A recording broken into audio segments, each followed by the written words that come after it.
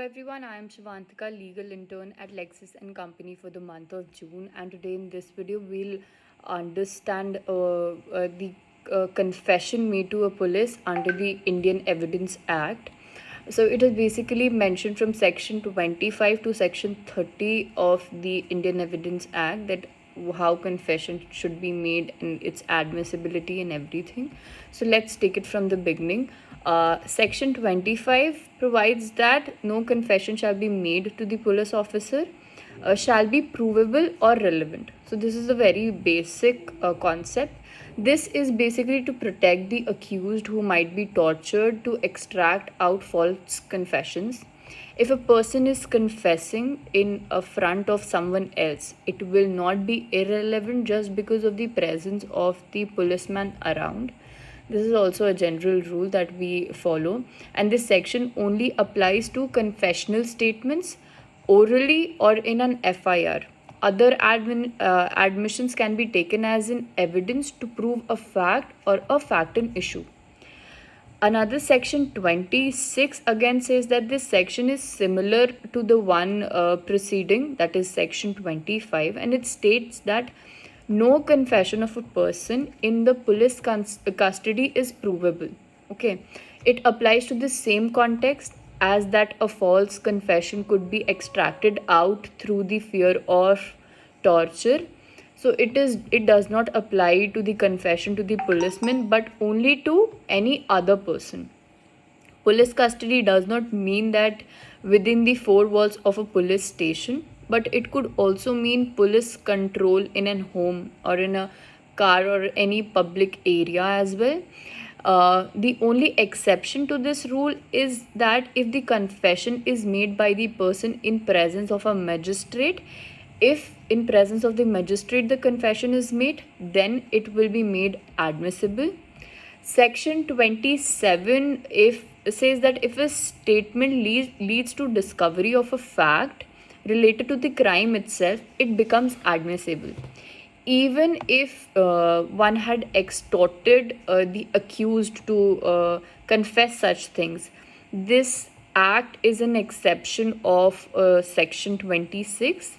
It is basically to certify the genuineness of the recoveries. They should be made in presence of the witnesses only. Section 28 says that if any inducement, threat, or promise, as said in earlier sections, is removed, then in such a situation a confession made afterwards becomes relevant. Here the confession gains its status as free and voluntary. Section 29 says that unlike admission, where without prejudice statement is inadmissible, a confession that is made by a promise of secrecy is basically admissible. The law is only concerned with the confession being free and voluntary. Hence, if the deception or fraud is being employed or the person is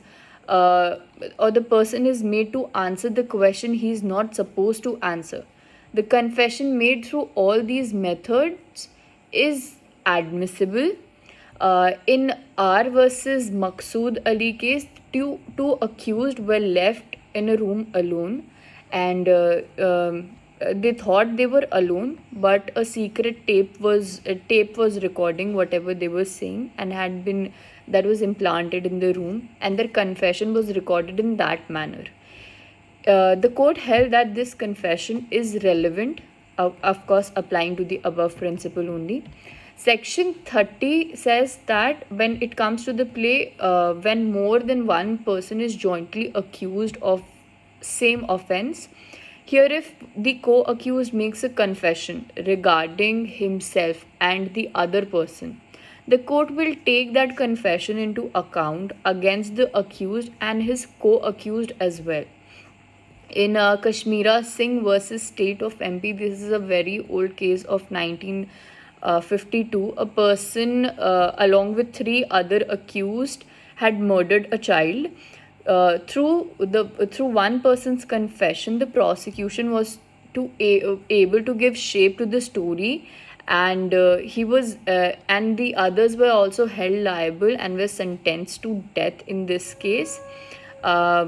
uh, Kashmira was the person who was also held liable in this case, was acquitted by the Supreme Court on an appeal, and uncorroborated confession was not deemed enough to deprive a person from his right to life, basically.